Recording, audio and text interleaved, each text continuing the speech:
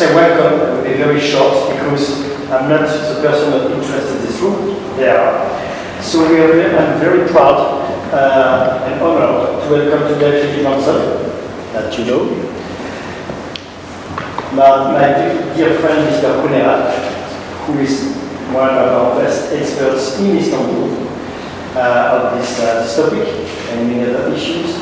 Philippe Bourmaud, thanks a lot to the French Institut Français d'études anatoliennes, the French Institute for Anatolian Studies.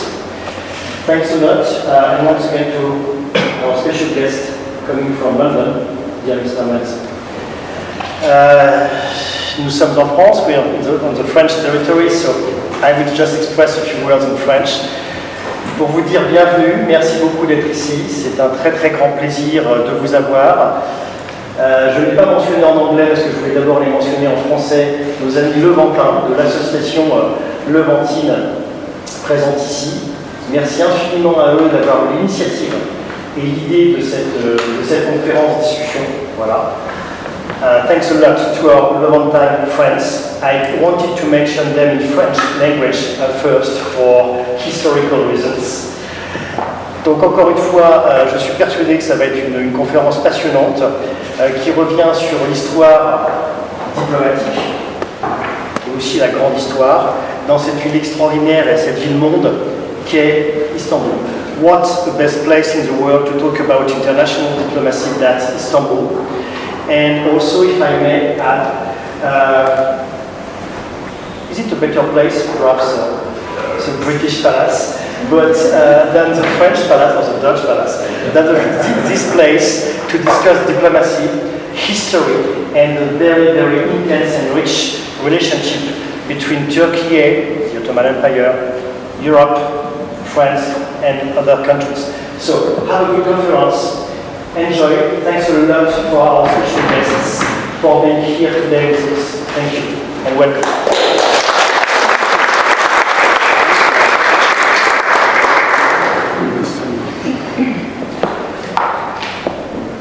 Thank you very much.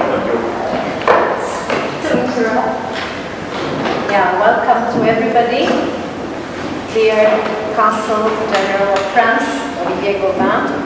Dear Consul. No, it's not working. Now, better? Okay. Dear representatives of Istanbul municipality, dear Director of French Institute for Anatolian Research, Philippe Bourmaud, dear representatives of Levantine Heritage Foundation, dear esteemed speakers, Philippe Mansel and Sinan Kuneralp, and dear guests. Welcome to this event organized by Levantine Kültür ve Mirasını Koruma Derneği, LKMKD, with the support of French Consulate.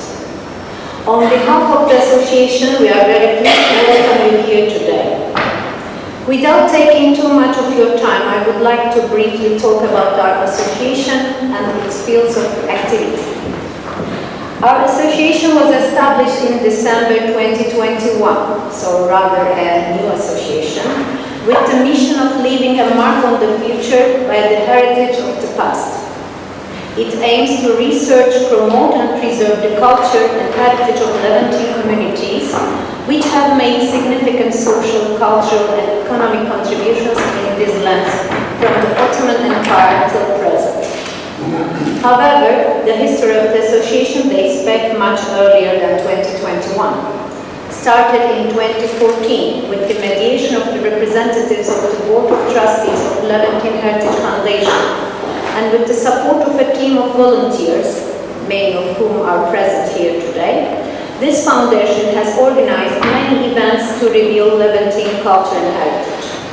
Currently, with its more than 100 members and sponsors, it continues its activities in the social, cultural and academic fields.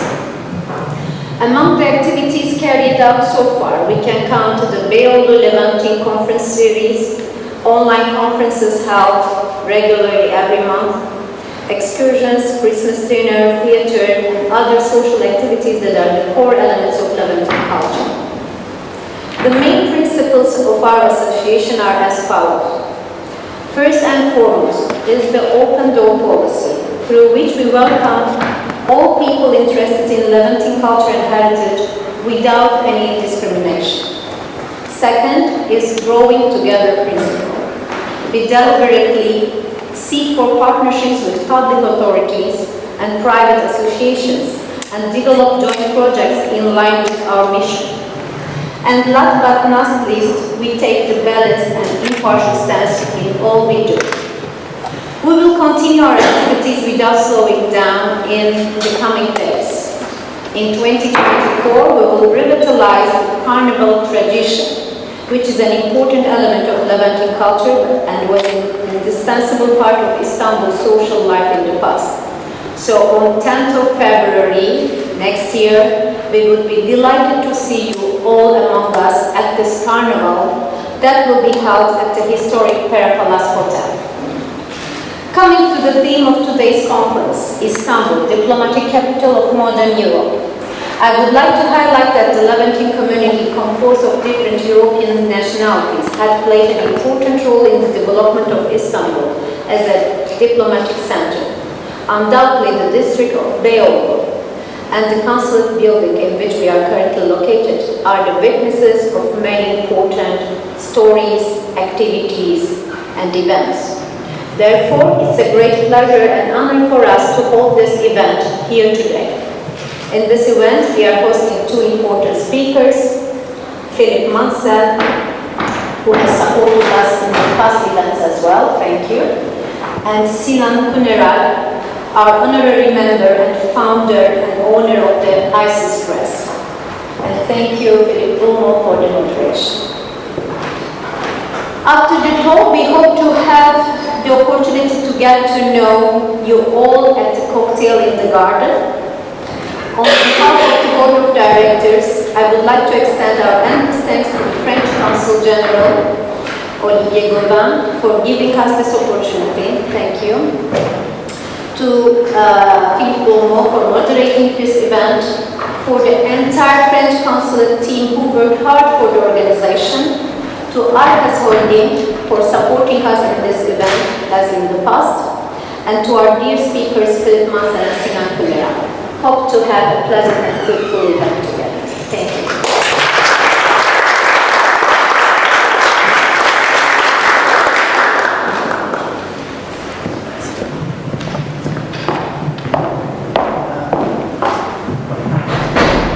Philippe, shall you do us the honor?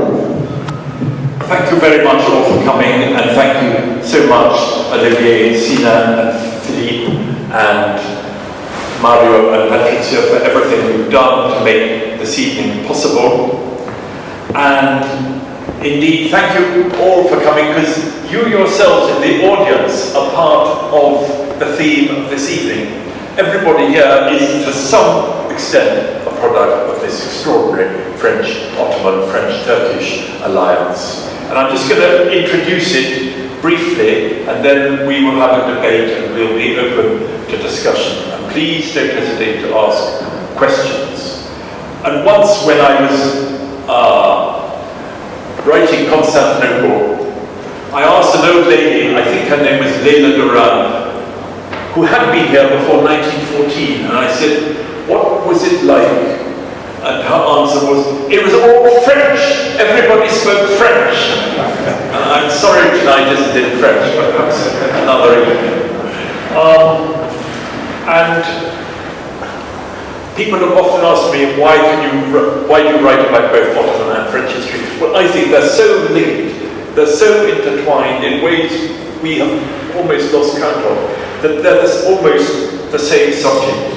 And Brantôme in the 16th century said, Le roi de France n'a que deux amis, les Suisses et le grand seigneur. Only two real friends, the Swiss, because he could buy their soldiers, because he didn't trust his own French soldiers, and the grand seigneur, why? Because they both had the same enemy, the greatest link of all. They both opposed Austria and the power of the Habsburgs. And it's grand strategy which forms this extraordinary alliance.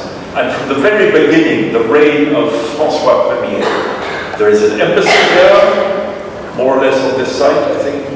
And there is almost a research centre already, because there are already scholars coming here, like Milan, like Postel, like many others, and writing about the Ottoman Empire, because not only the politics is extraordinary, it defies all cliches about East and West, or Crusades, or Jihad, or Islam and Christianity. They're friends for 400 years or longer. And the alliance becomes so important, it's too big to fail. It survives various minor incidents like piracy in the Mediterranean and so on. And there are many aspects to the alliance. There is trade. French ambassador said that it's the most important trade market for France. Marseille is a key. The key to the prosperity of Marseille is trade with the Ottoman Empire. There's this non-stop scholarship, writing dictionaries of the first dictionaries of Ottoman and French are often printed here or in Paris. The first Ottoman studies come from this embassy. Trade ambassadors enrich themselves, like trade in the Ottoman Empire and the grain trade, and they're involved in the power structure. They know who the R of the Janissaries is. Louis XIV would write letters to the Mufti of Istanbul. There is in the formula of letters how to write to the Mufti.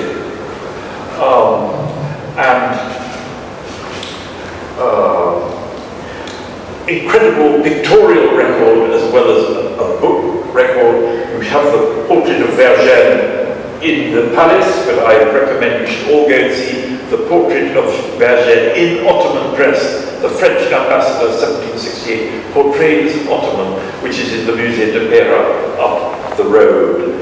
And Vergennes is an extraordinary figure. He marries a local woman with whom he had actually lived before marriage, and nevertheless she accompanies him to Versailles when he is Minister of Foreign Affairs, one of the great Ministers of Foreign Affairs, because this was the best school for diplomats, because it was so complicated, there were so many problems: trade, diplomacy, war, peace, and religion, that it was a very good school indeed. And it's an openly admitted alliance. The Grand Vizier in 1724 says, "The Empire of France has for an infinite time been linked by a close friendship with the Ottoman government, which was linked to eternity." And they thought the alliance would go on forever, and it always did. And Vergennes is interested not just in friendship with Turkey, but also he brings with him the French tradition of friendship with Sweden and Poland, which are also allies of Turkey. And who is the shared enemy? It is Russia. And Vergennes' dream was that France would revive the Ottoman Empire through education, technical advice, military advice, naval advice. There were already naval advisors in the 18th century in France. And of course, the trade with the Ottoman Empire would continue to enrich France. And many, many people of Istanbul, looking through the reports from Istanbul, you see there are hundreds of priests, missionaries, tradesmen, interpreters, the dragomans. Everybody is involved in this alliance. Writers, travelers, incredible travel books like the Memoir du Chevalier d'Arvieux, or the extraordinary Tableau Général de l'Empire Ottoman of Murad Dorsan, who is an Armenian Catholic dragoman of Istanbul. And so we will move on to the 19th century now, and there was a brief interruption in 1798 when Bonaparte attacks Egypt.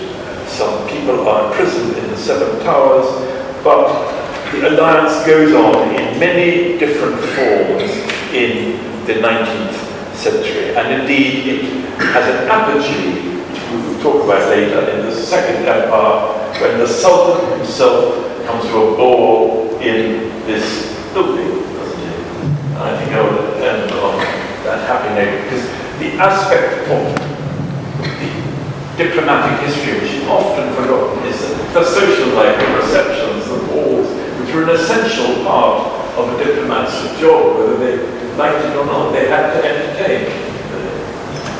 Indeed. Well, as you remember, at the Vienna Congress, where, by the way, the Ottomans weren't present, it was said that people were discussing by day and waltzing by night, and it was not very clear where most of the discussion was done. But this long history of an alliance with, let's say, mutual understanding, well, it has many false steps forward, steps backwards, and I've seen Sinan cross his arms. I'm sure he has a few reactions to this. Well, my first reaction is to congratulate Philip, because he has, in a very short overview of the situation, talked about everything that has been said. Don't worry, we're not going to impose on you a crash course on the Eastern question, which is probably one of the most boring and dullest chapters of world history. I should know, because I've been working on it for the last 50 years, to my sense. We shall try to run this meeting as a fireside conversation between Philip, the two Philips, I, and members of the audience, because this should be a sort of cooperative, interactive meeting where if I say something silly, I would want a member of the public to intervene and correct me. Or if someone wants to add something, you are welcome, please. The topic of the meeting is Istanbul, capital of European diplomacy. Diplomacy is run by people and in buildings. And we shall stick, because we have time constraints. We shall stick to the 19th century. By the 19th century, all the European powers had a representation of some sort in Constantinople. I will stick to the 19th century terminology in diplomacy, including Ottoman documents. The city was called Constantinople, and call it Istanbul. I feel it's an anachronism in the 19th century context. So all the powers had embassies or legations in Istanbul, except Portugal and Denmark. These two countries in the fringe of Europe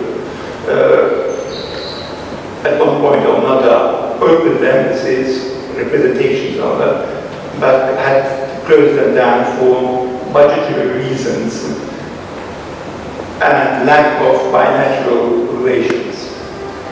But all the other powers had embassies, and the post in the Constantinople post was, if not the most prestigious position in their respective foreign service, because being an ambassador, British ambassador in Paris or in Madrid or Rome was definitely, from the social point of view, more attractive than being the British ambassador in Constantinople. But from the professional point of view, Constantinople was definitely a more interesting, if not the most interesting post in 19th century Europe. As a proof, we have 3 former French ambassadors in Constantinople who ended up as Minister of Foreign Affairs in Paris. We have, I believe, three Italians, 1 German, and 1 Austrian. The British have more positions. The British have another system whereby the cabinet ministers are joined from professional politicians and not from technocrats, as in most other European countries. The relations between embassies and ambassadors fluctuated according to both national alliances and personal sympathies or antipathies. We have the case of the famous British ambassador called Stratford Redcliffe, who... When was he ambassador? He was, I'm sorry, I should... Well, he's a sort of intemporal figure, but he was there on various occasions from 1840 to 1857. He had a very tense relationship with his French colleagues, a succession of French colleagues, and he was very proud to say that j'ai mangé trois ambassadeurs français. That's normal because they were allies, at least for some part of his tenure. There was also a sort of personal, because he was, in today's context, he would have been certified and sent to an institution. But in 19th century Britain, well, they kept him away from London the farthest they could. But at one point, he had to be recalled to London, and he came to Sublime Port, opposite there, where the Ottoman government was located, and he paid a visit an unannounced visit to the Ottoman Grand Vizier Ali Pasha. And Ali Pasha said, well, I'm sorry you're leaving. I'm sorry to hear you're leaving. And Stratford rushed back to his embassy next door, sent a telegram to London saying, the Turks don't want me to leave. And Ali Pasha, who was well informed, he probably had copies of all the telegrams sent by foreign embassies to their capitals, and he learned about this telegram, and he sent a most urgent telegram to his ambassador in London saying that there's a mistake here. It was just a polite way of expressing the conversation, ending the conversation. The sooner we see the back of him, the happier we are. London listened to for once, listened to the Turkish government, and the statute was recalled. He is actually the iconic figure, it's sad to say, the iconic figure in 19th century Ottoman diplomatic history, because his foreign counterparts were less colorful, less forceful, perhaps they were more subtle, but when one thinks of 19th century Ottoman diplomacy, or of European diplomacy on the Bosphorus, the first thing that comes to mind is Stratford. He was very unpopular with his own attachés. Once when he had a riding accident and got better, they toasted to each other, well, better luck next time. They wanted him. And one characteristic, if I may say, of diplomacy in Istanbul is folie de grandeur, thinking dreams of empire, and structured directive helped cause the Crimean War by his personal feud with Nicholas I. I think that's part of it, and many English politicians thought it was completely unnecessary. But I think quite a few ambassadors in Istanbul were Vatangere, and in fact there was an ambassador here who supported the Egyptian attempts to conquer the Ottoman Empire in 1840, but he was alone. The Consul of Europe ended that. That's quite true, yes. This is not the place, but I have doubts about Stratford's. I think it's more of an urban legend. He had a grudge against Nicholas I because Nicholas I didn't want him to be appointed to St. Petersburg.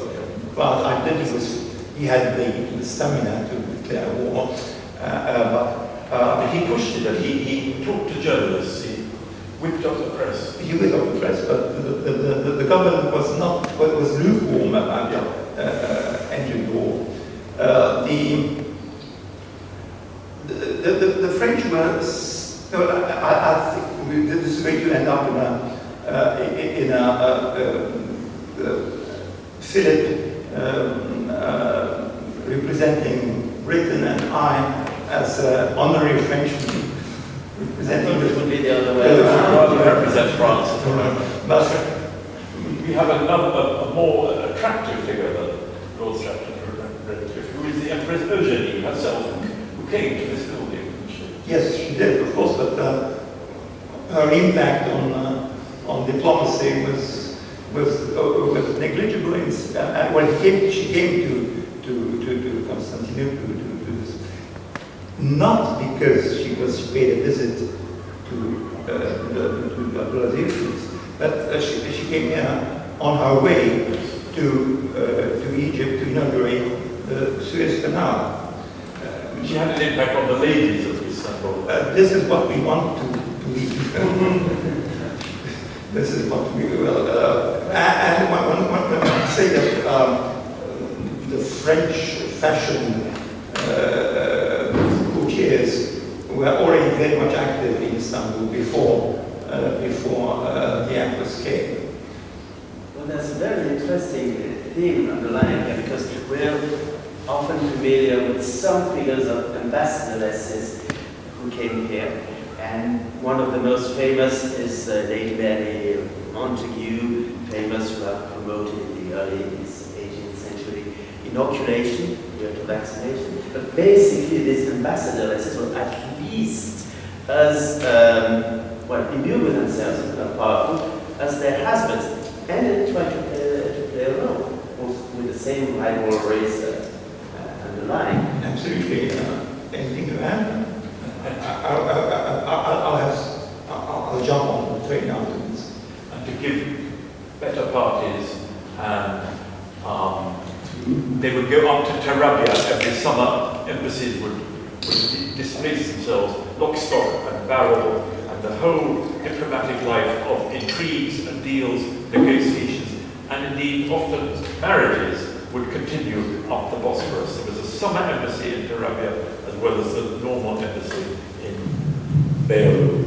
And very honoured ambassadresses would have the privilege of visiting the imperial harem, like Madame de Girardin in the 1690s, when France and the Ottoman Empire were allies, and then Lady Elgin after 1799, when Britain and the Ottoman Empire are allies. And it's because of that alliance that Elgin could take the marbles from Athens after 1800. They're in the British Museum because Britain was an ally of the Ottoman Empire, so he got a firm allegedly authorizing it.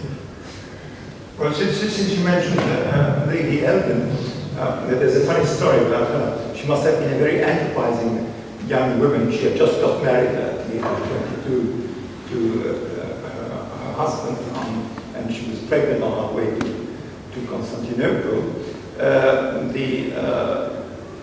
The Sultan in the 18th century wouldn't allow women to visit, to come to the palace on the occasion of the presentation of the credentials. So when she learned that, and she insisted that she wanted to be part of that ceremony, she dressed up as a man, and she went into in the suite of the ambassador unnoticed, in spite of her fairly advanced pregnancy. She was so enterprising, she didn't have got when they were prisoners in France. And we have two other enterprising or innovative ambassadresses. One of them is Lady Layard. She is the wife of a British ambassador in the late 70s. She established, during the Turco-Russian War, she established the first ambulance service taking care of refugees and wounded soldiers. The wife of another British ambassador, but that's late, early 20th century, she set up the first association for the protection of animal rights in Istanbul. And since we are in the French embassy, the wife of the last French ambassador to the Ottoman Empire, Madame Bompard, established a society, l'Association des Amis de Constantinople, which aimed at restoring old Ottoman buildings. And both associations are still active in Turkey with various degrees of success. And in fact, I recommend all of you Lady Layard's diary and Sir Austin Layard's dispatches, which Sinan has published, because they give a very vivid view of Istanbul in 1877, the early years of the reign of Abdul Hamid, when Abdul Hamid is, as was the habit of Ottoman governors, relying on foreign diplomatic advice and technical help. Yes, Abdul Hamid was very young when he had just acceded to the throne, and he looked up to Layard as a father figure, literally.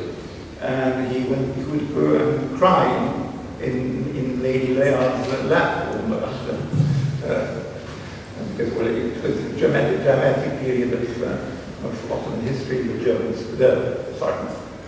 The Russians were at the gate, and the Germans are usually at the gate. In this case, the Russians were at the gate, and he was in panic literally, and the Layard couple tried to boost his morale. Well, he described a fairly personal life where people tried either to press their careers or to press interests of states behind them. Basically, we're speaking about fairly serious issues there: wars and refugeehood, economic issues as well. And in the 1870s, where there was a world crisis going on, that swept over the Ottoman Empire in Egypt. And basically, these diplomats were not playing under the golden ceilings of this palace. They were dealing with very serious issues. And, could you comment upon the way their rivalries, but also the way that they knew each other professionally, and they knew the Ottoman diplomatic staff, had an effect or not on Ottoman society at large? Well, that's a very good question. They are doing negotiations not only in the gilded halls of the embassies, but also in these clubs which await their history, the Cercle d'Orient and other clubs which were in Beirut. You can see it in the wonderful caricatures of Yusuf Franco and Monsieur de Guiret, which are the most vivid pictures of diplomatic life I've ever seen.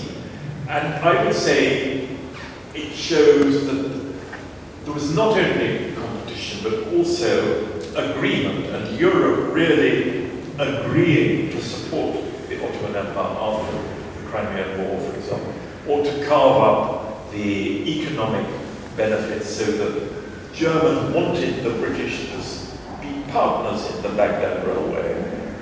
The British refused, but other systems were shared, and indeed the negotiation of, say, Greek independence or Bulgarian independence or Romanian independence is on the whole fairly gently done and in agreement. There's the Greek War of Independence, but after that, Britain, France and Russia, and under the pressure of the Ottoman Empire, agree on independence, sign a treaty. They agree who should be king. And the same with Romania, and always with a few bumps. But on the whole, it's quite a relatively gentle independence after 1830 at any rate. And I would suggest there's a real esprit de corps of diplomats here in Istanbul, perhaps more than in other capitals. And then the sharing in, I imagine, speculation in the Bus in Istanbul, and the famous Galata bankers. The Ottoman Bank is set up, it's a French and British bank. Well, to complete what you just said, esprit de corps, I think Constantinople was one of the very few instances where the ambassadors of the 6 great powers would regularly meet and try to solve problems we have. But at the beginning, during the Greek War of Independence, which you mentioned, the 6 great powers were just 3. The Russian, the English and the French. They met regularly, sent common dispatches to their capitals, and this is the first.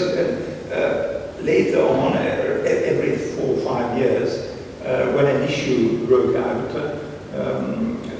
the ambassadors would meet in 1856 for the unification of the 2 principalities of Romania. They tried to impose their joint decisions to the Porte. It turned out to be a failure, but when the Porte refused to accede to their demands, the ambassadors withdrew from Istanbul to small neighborhood villages. It was not a break of diplomatic relations, it was just a sign of showing their displeasure.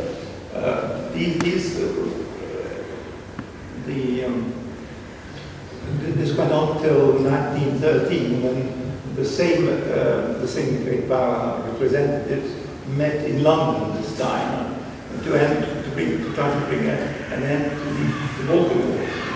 It's the last example of the Council of Europe in action, the creation in London of the independent Kingdom of Albania out of the remains of the Ottoman Empire. And oddly enough, 2 of the foreign ambassadors that met in London had previously served in Constantinople, the French ambassador Cambon and the Italian Imperiale. You describe something like, well, professionals of the state who were, as I recall in writing one of your books, not necessarily attached to one state, but attached to the functions of the state. And, well, Istanbul, Constantinople, in the 19th century saw something like early examples of international or intergovernmental institutions. Do you think that's due to their particular diplomatic history? I think it's due to la force des choses, the nature of the Ottoman Empire and the varied communities living here. They had to be more international than in other capitals. For example, setting up quarantine regulations or other health issues. But there are many international families of Istanbul. I would say beginning with the Ottoman dynasty itself, but that's another subject. And for example, the Testa family, who supplied dragomans to more or less every country in Europe, the Netherlands, Austria, Prussia. Charles the Testa is a dragoman in 1900 who helps do the Berlin-Baghdad railway deal and many others. And I wish they'd written franker memoirs of the huge family, the Pisanis, the Baltansis, partly from Izmir, whose family tree is in fact completely European. And indeed, one Baltansi lady marries an Englishman, Charles Sarrel, and the descendant becomes British ambassador here in the 19th century. And one Baltansi marries an Austrian diplomat, Baron Wetzera, and her daughter is the last mistress, the last of the many mistresses of Crown Prince Rudolf of Austria, and dies with him in Meiringen. And there are many other examples of this easy internationalism, helped by the polyglottism of Beirut, people naturally speaking 3, 4, many more languages. But maybe it was more common than we think, and also other families or individuals, for example, in Vienna or the Rhineland or the Netherlands, also switched countries quite easily before 1940. Well, we have the example of the Ottoman diplomat, Vicomte de Kerkhove, who started his career as the Belgian chargé d'affaires in Constantinople in the 1830s, was recruited by the Ottoman government and sent as chargé d'affaires to Brussels to his own native country. That caused a bit of havoc in Brussels. So he was moved to Madrid, and he died there as Vicomte de Kerkhove, Ottoman ambassador in Madrid. There are many. This is a common, it's very common, as you said. Half of the Russian diplomatic service is German or Baltic. And many Greeks, after Greek independence, rather than enjoying freedom and idealism in independent Greece, they rushed back to the Ottoman Empire because they could have a better life and a more prosperous life. And many of these Greeks become diplomats and interpreters in Istanbul. There's a memoir recently been published of somebody who actually is with Capodistria in North in 1828 and just thinks, yes, hopefully soon there will be published the memoirs of one of the Sultan's Greek bankers, Zarifi, exactly. And they thought independent Greece was a no-win answer. They much prefer the allegedly oppressive Ottoman Empire. But it's not as simple as that, if you allow me to complete what you said. The new Greek government passed a law in 1840s, in the early 1840s, restricting public offices to people born within the boundaries of the new kingdom, so that automatically ruled out anybody born in Istanbul, Constantinople. So they had to come back because otherwise they could find no employment there. Kind of interesting for them to come back when, well, about 10 years earlier, a number of Greek translators have been hanged by the Sultan. Precisely, you've started to mention the Ottoman counterparts of European diplomats. So who were they? Where did they come from? Was there a change all through the 19th century? One aspect of the Ottoman Empire is, of course, very religious and very Muslim. Another aspect is extremely, when it's practical and advantageous, of course, is extremely European, very aware of the balance of power in Europe. So in the 1670s, one Grand Vizier says, we're fighting not just for the Ottoman Empire, but for the free freedom of Ukraine. They actually use that phrase, and well, they would have used another word than Ukraine. And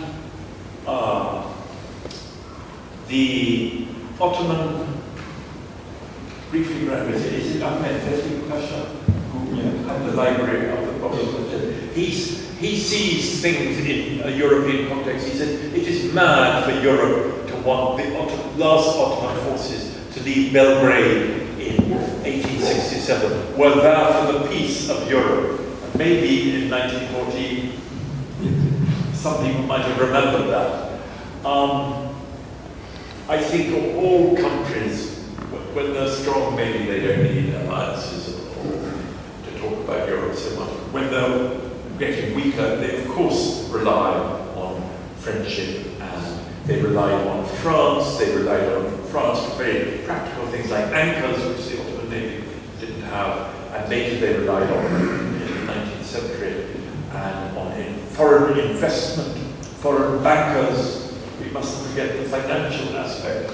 European embassies in Istanbul, la dette ottomane becomes quite useful to the Ottoman state, at least at times, but they're very disillusioned when the final disillusion is the Balkan War of 1912 to 13, where Europe said, oh, if the Ottoman Empire wins, it cannot take territory. But of course, the moment Balkan states win, then it helps them take territory from the Ottoman Empire. It really has no friend except possibly the Germany of Wilhelm II.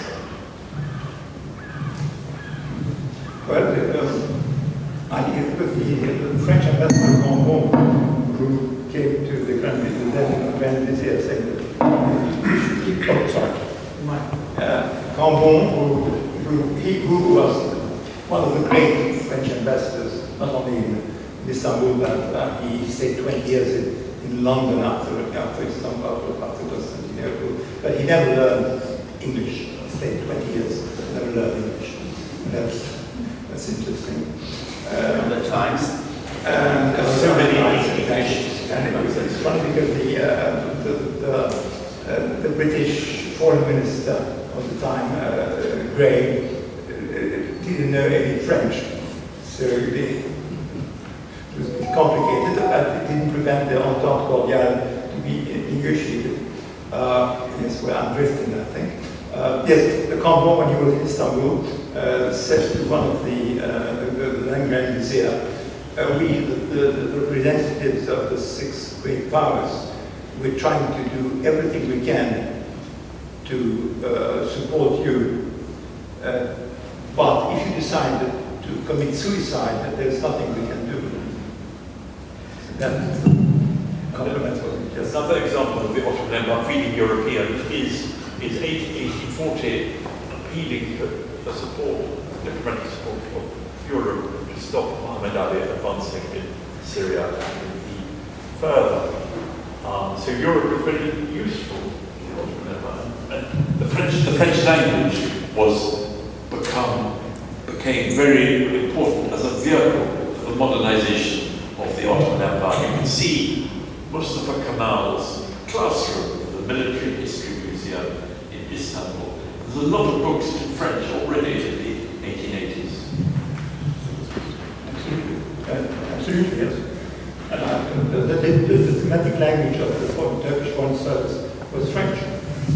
And there has yet to be, I think, a book on the French words that enter the Turkish language long before Atatürk's language reform. 4,000 words, and they said, including words like tire-bouchon and maîtresse and scandale. And others which you spell with 20 different ways.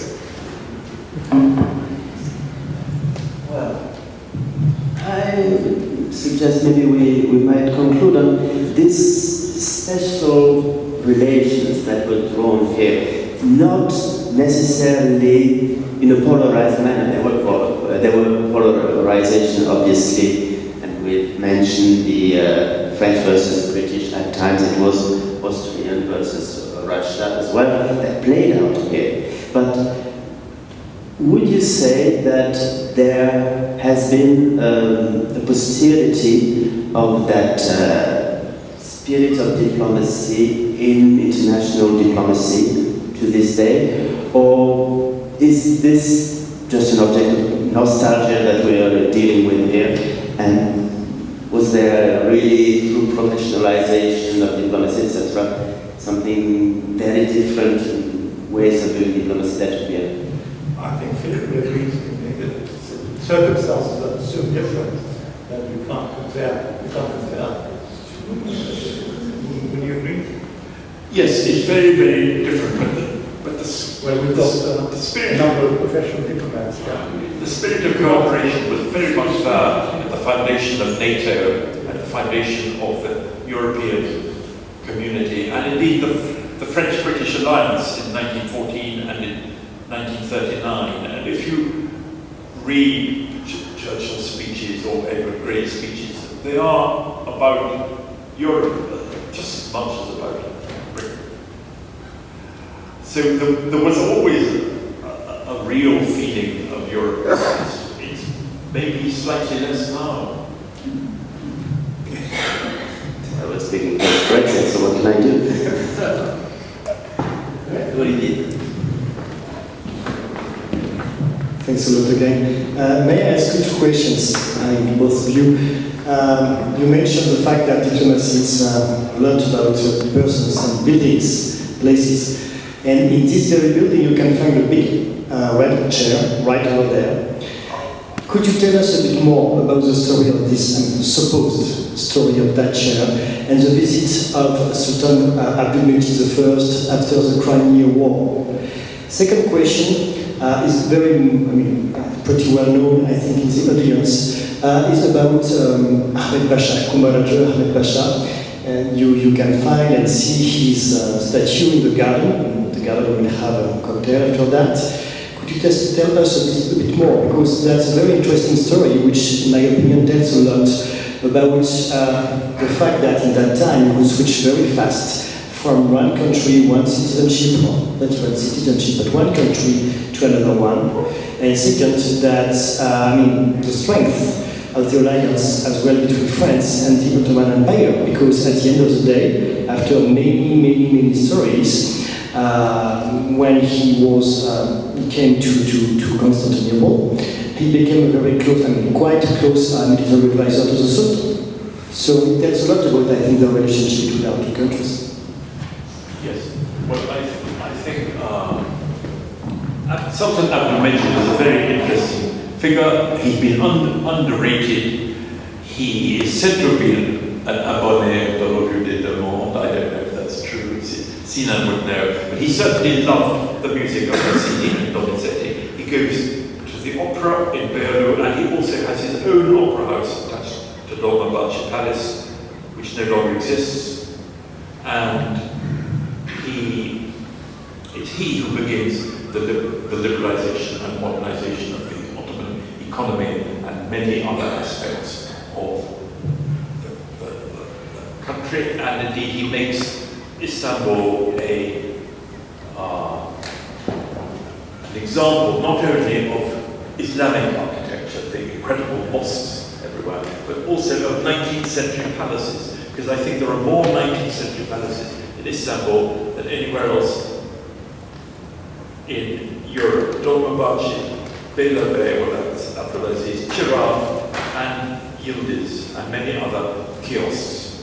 So, and he's often using the Balian family of architects who are Armenian Catholics, educated partly in Paris. So he is a definite modernizer and Europeanizer, and he receives the order of the Garter from Queen Victoria, a special Garter embassy from London. So the Ottoman Empire is being incorporated in the honour system of Europe, which is so important for satisfying diplomats. Diplomats are exchanging, one of their activities is exchanging medals.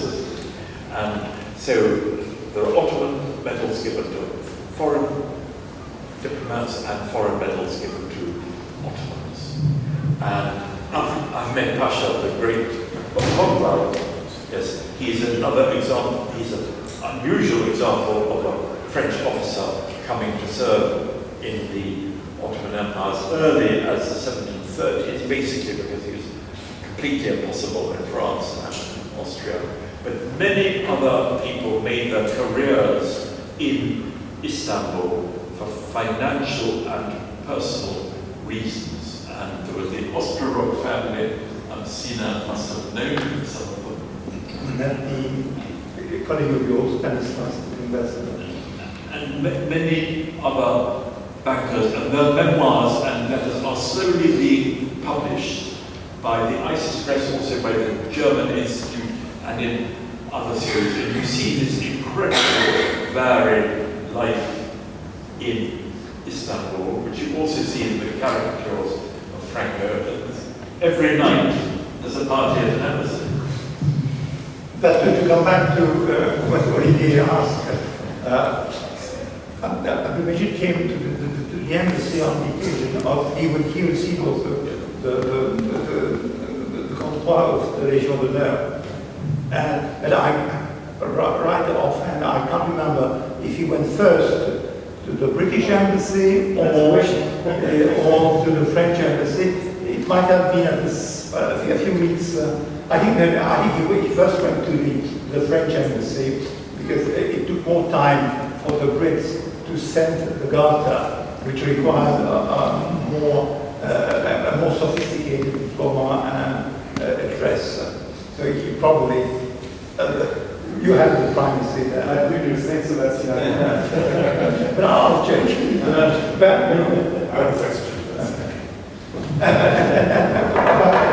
Ahmed Pasha Bonval, the reason why he came to Istanbul, he first tried his luck in Austria, and the Austrians turned him down. So Istanbul was his second choice, his plan B in a way. So thank you, this is fascinating. And so I've got two questions which are kind of related. The first one is sometimes, none of the diplomats are here, but sometimes diplomats confuse access with influencing.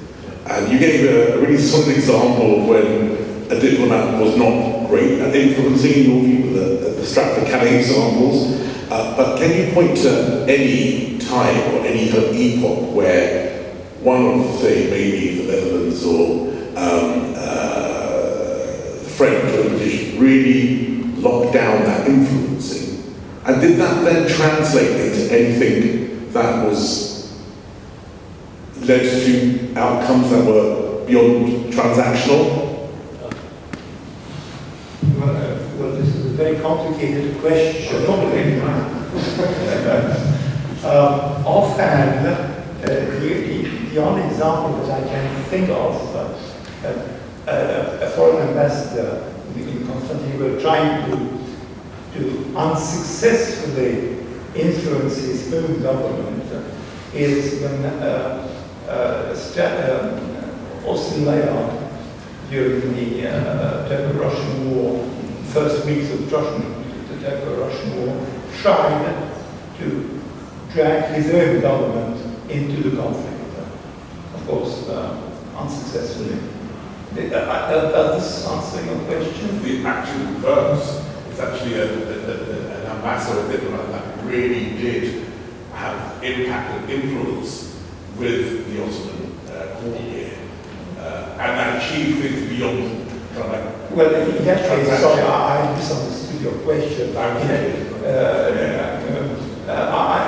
There is a French ambassador called Bourmaud, who was here in the 1870s, in the 1860s. He was the man who was influential in inviting Abdulaziz to Paris, and he set up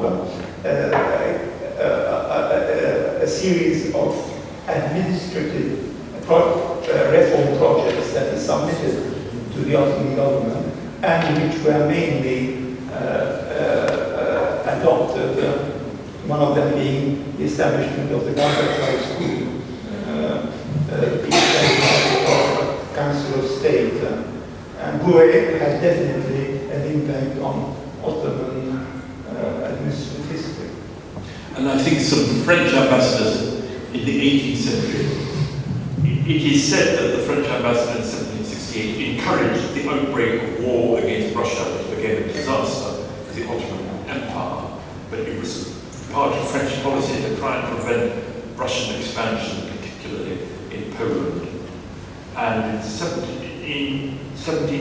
in that war, the Comte de Saint-Priest, Saint-Prix, he helped organize the grain supply of Istanbul, which is threatened as the Russian Navy sweeps into the Aegean, going all the way around from St. Petersburg through the Straits of Gibraltar, as Putin sent boats through the Straits of Gibraltar.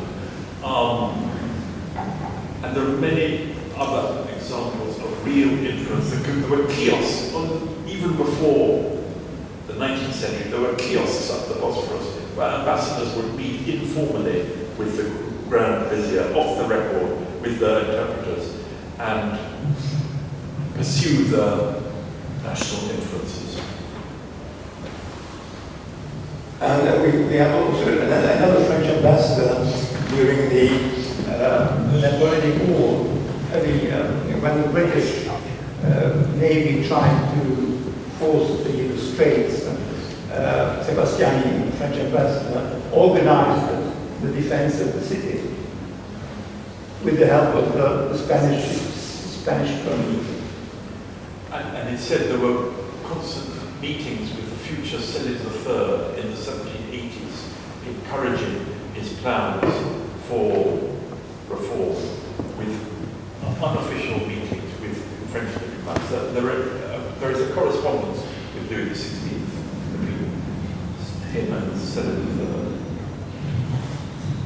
I wonder whether you could say that actually getting the Sultan and his two sons to go with class for the universal exhibition wasn't also an effective way of long-term influence? I wish I could say so. The impact of Abdulaziz's visit to Europe was nil on himself.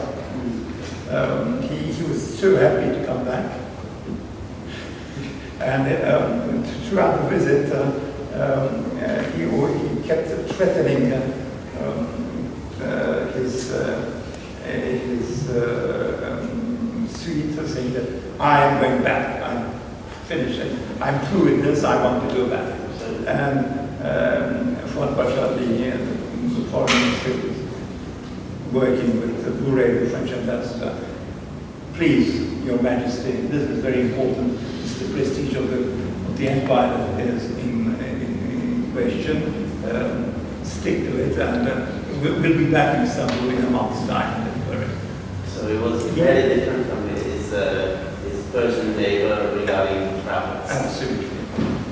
He also went to London, I hasten to add, the incredible music done for him at Crystal Palace with a choir of thousands or something like that, trying to outdo France, of course, and Queen Victoria bothers to come to receive him. This is so interesting, I'm about to forget my question. Jonathan Beard, a British Levantine, educated in this building virtually. So we're all francophone, all the family, and I suppose that's because we are origins of Iskenderun, Aleppo, and Beirut. And it's this point that I wish to point the question. The mandat français, le mandat français is very influential, of course, in the Middle East, particularly in the three countries I refer to. But here we hear from you wonderful people, experts, that there was quite the same amount of influence by the French here in Istanbul. Can you link the two, what was happening in the south? No, we can't. The mandat français was established after, the mandat français in Syria, Lebanon, was established after World War I, when the Ottoman Empire was crushed. So it was part of the French colonial empire. So you can't compare the two situations, but they are different. Iskenderun, which you mentioned now, was a sous-prefecture, a French sous-prefecture from 1919 to 1938. Of course, French back then was more direct. Here, in the other parts of the empire, it was indirect. Because before the Mandat Français, there were already French schools in Beirut, Aleppo, I mean, all over the Ottoman Empire. That is through Ottoman permission of these teaching orders, really from the 1620s for local Christians, and then later in the 19th century, Muslims and Jews begin to go to these schools. And all of this comes finally from the French-Ottoman alliance and through the ambassador here. And there's a wonderful book by the Chevalier d'Arvieux, which needs to be republished. And he's a French consul in Aleppo and in many other places. He's in touch directly with Louis XIV, whom he entertains with stories of local customs. And his description of the orders, the teaching orders or missionaries in Aleppo is completely fascinating. He said, we had more trouble from quarrels between Carmelites and Jesuits than from any local Ottoman authorities or Janissaries. So the French influence is already there, and the proof is the creation of Armenian Catholics and Greek Catholics in Syria and East Anatolia already, with the blessing of French consuls. I'd love to add a few words about the Mandat Français, on which I find myself to have done some work, but, well, basically I would like to invite maybe one more question before we wrap up, or actually we move to the garden. There is one on the back.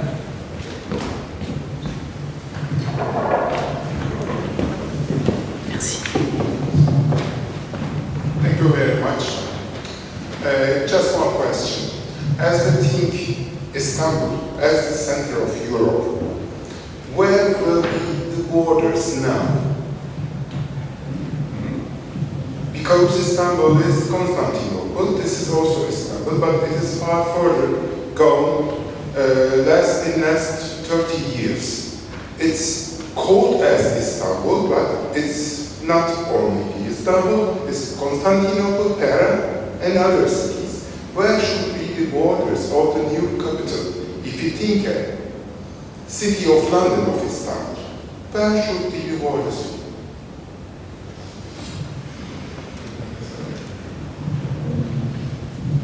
Well, I don't. I'm going to offer a very poor excuse, which is that none of us is an urban planner here. Now, the whole idea that Istanbul is actually a concept movement is actually very true and very interesting, because we know that actually in the period that we refer to, and that's why we speak about Constantinople in the first place, Istanbul, that's just the other side of the Parish. And for some people, it's actually terra incognita. The memoirs of that Hungarian soldier and then worker in the Republic of Turkey, Antoine Köpé, is revealing from that perspective. He is a Perot, pure Perot. He speaks French, no. Hungarian, yes, but by name. In 1916, his officer was a soldier in the Austrian-Hungarian army, asked him to go to the Badr Ali in Istanbul, and he's never been there, and he's kind of afraid. So the borders move.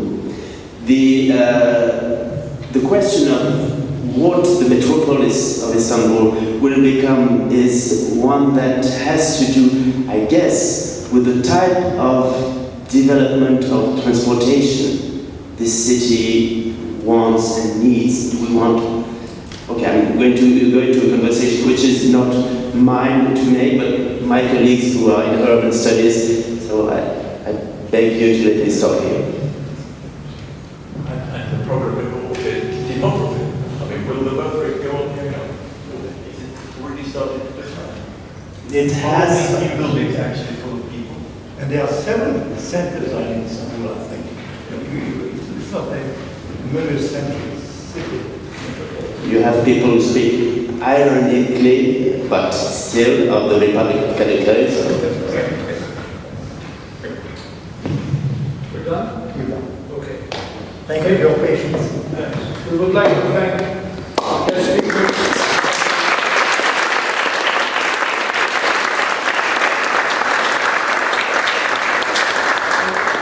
Very shortly, I know I'm between the end of the conference and the beginning of the cocktail, but I'll take a few moments to say thank you to the 4 people we have here, including, of course, Consul General Gourvin, and I have you here. So we have a member of our association who is actually also on the board. He's not with us today, but he comes from a family, and the surname may be familiar to those of you who know the history of Istanbul.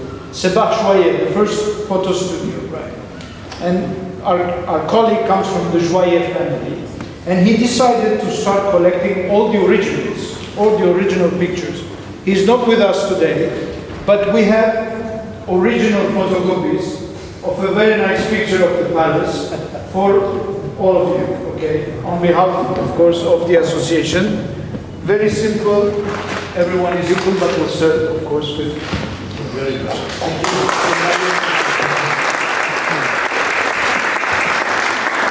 Philippe the French, you did a very great job. Thank you very much.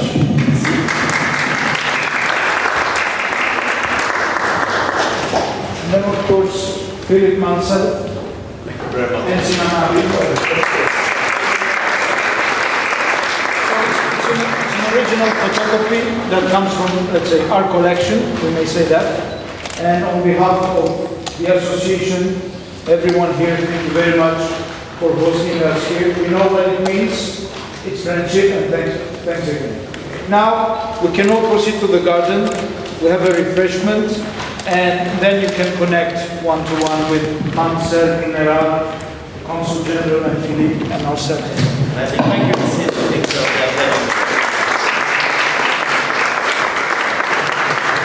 Thanks a lot, dear Mario, and to the Levantine Association, and once again, thanks to our dear guests.